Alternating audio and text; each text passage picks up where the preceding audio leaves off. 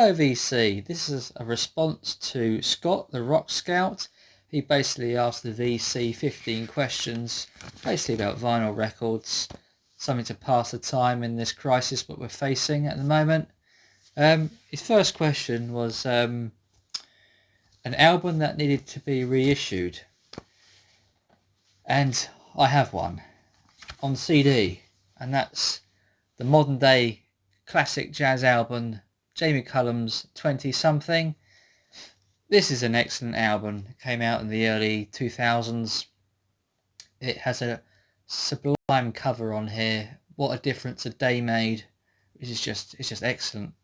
Yeah, it's a modern day classic, and I believe it really does need to be reissued on vinyl or issued on vinyl, because I don't think it actually got an issue on vinyl. So yes, any employees who work for Vinyl Me Please, if you're watching, do this one please. Question 2, a discography in your collection that near completion. Yes, I have a collection which is near completion on vinyl, and that'll be my Oasis collection. I have Definitely Maybe, What's the Story, Morning Glory, Be Here Now,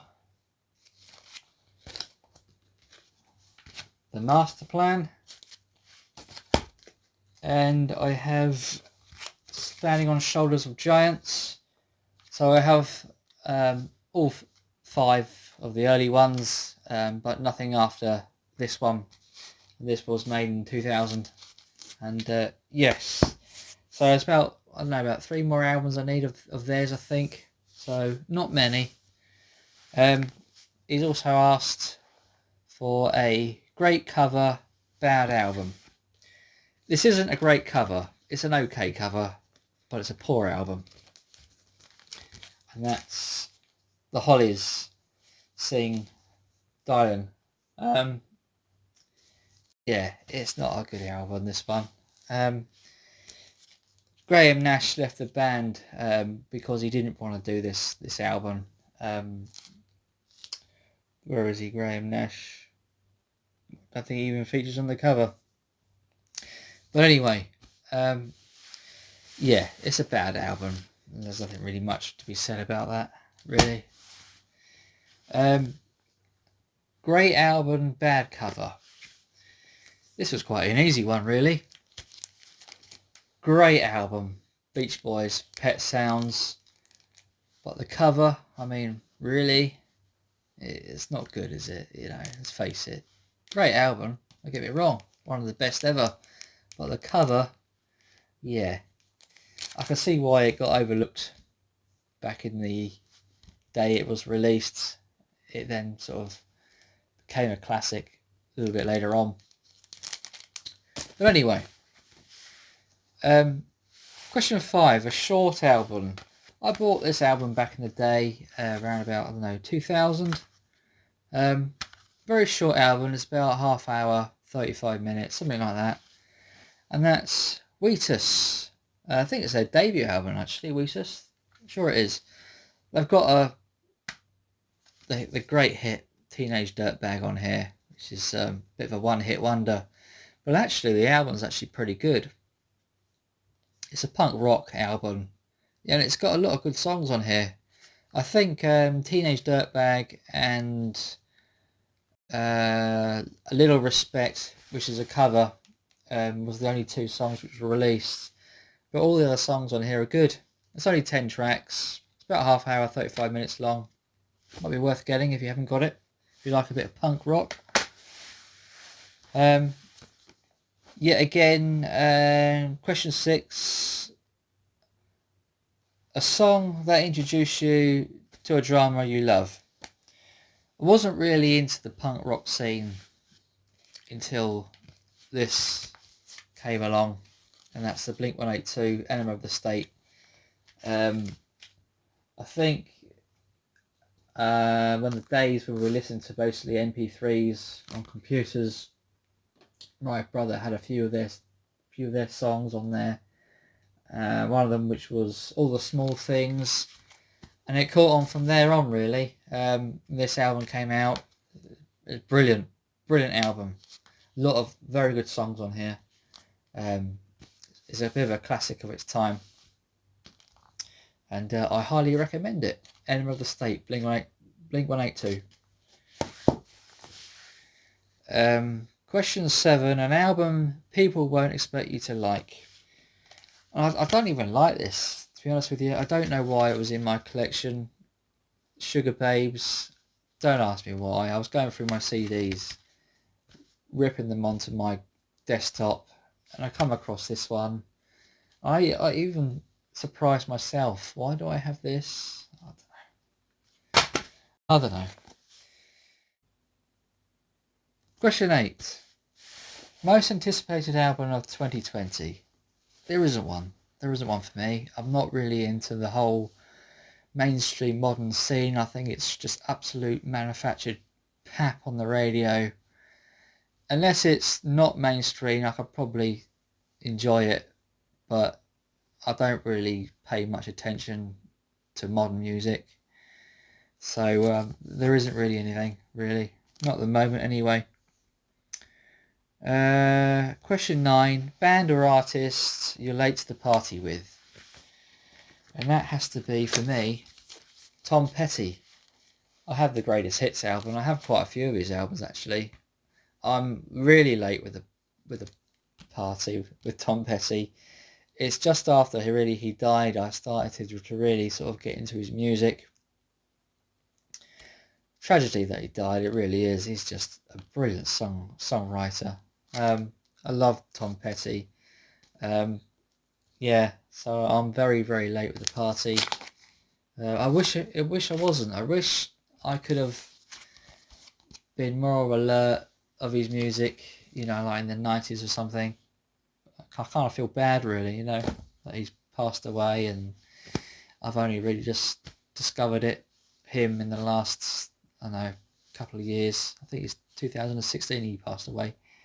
So yeah, and I now regard Tom Petty and the Heartbreakers as perhaps one of my favourite bands. So in that small time frame, he's such a good library of songs.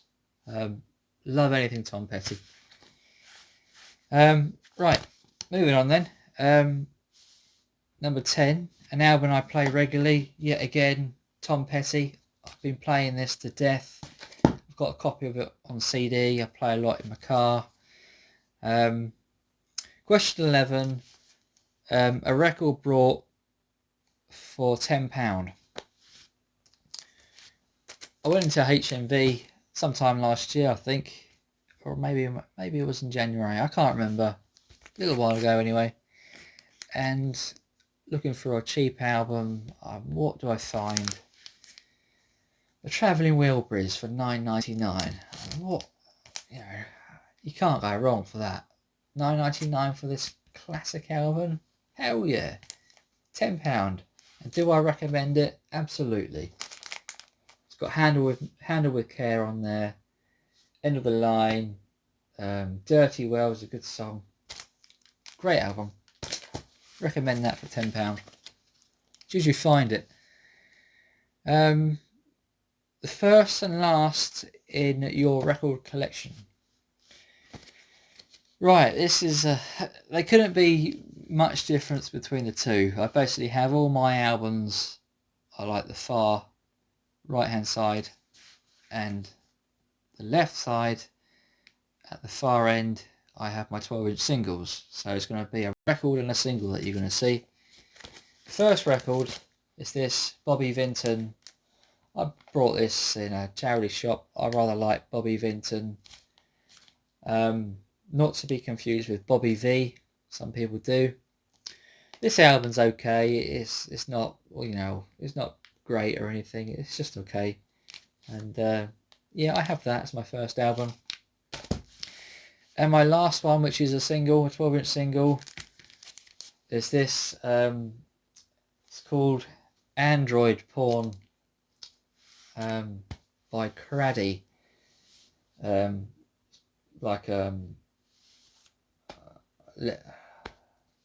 I don't know, techno or whatever you want to call it. I can't really describe it. But I bought this basically for the cover, really. I just come across it, you know, going through Google or whatever, and I see this cover. I'm like, oh, that's well cool. I love Terminator, Robocop, all that kind of stuff. So yeah, the cover alone is the reason I brought it, and the music's okay as well, which is a bonus. Question 13. An album that changed your opinion for the band or artist. Better or worse? Semisonic were never really a huge band until this album came out in 1998, which is Feeling Strangely Fine. This is an excellent album, a really, really good album. I think it's perhaps the best album of 1998. But before then, they weren't really all that well known. They might have had some minor hits before this one. Trying to think what they were called. Across the Great Divide, I think, was one of their albums. I think also was a hit song of theirs, but nothing to the success of Feeling Strangely Fine. I think they were a Canadian band, I believe. But yes, brilliant album. This was a game changer, which changed everything. But unfortunately, after this album, which I think was Chemistry, I think it was called, it was not as good. There's a few good songs on Chemistry, but it's no way as good as this album. This album is so well made and well put together. It's like a greatest hits of its own. It's that good. Yes. Question 14. One album that you would save in a fire. One album on which I'll save in a fire. Probably one of my most expensive ones. I'm not sure if it is my most or it's one of my top 2 or 3 or something. But I absolutely would save this, I think, in a fire. Paid quite a bit of money for this one. And that's Paul McCartney, Wingspan, Hits and History. This cost a bit of money. And it's, 3 LPs? Basically all of his, more or less all of his hits and a lot of his minor ones as well. Minor one being The Lovely Linda. That's quite a nice song. It's only about a minute or so long. Yeah, it's a great compilation. I love anything Paul McCartney. So yeah, glad to have that. I probably would save that in a fire. So yes, last question. Question 15. A debut album from the year you were born. Right, well, I was born in 1984. I had to do a bit of research on this because I wasn't really familiar what albums I had of that year, which were a debut anyway. Well, I have this Sade classic soul masterpiece, Diamond Life. Of course, this came out in 84 when I was born. My real name's Helen, by the way. Did you know that? Helen for Sade Edu, I think her name is. Classic album. So I bought this. I think I paid £1 for this in a charity shop. So bargain. And that, ladies and gents, is everything. Hope you enjoyed my video. Take care, everyone. Till next time. Bye for now.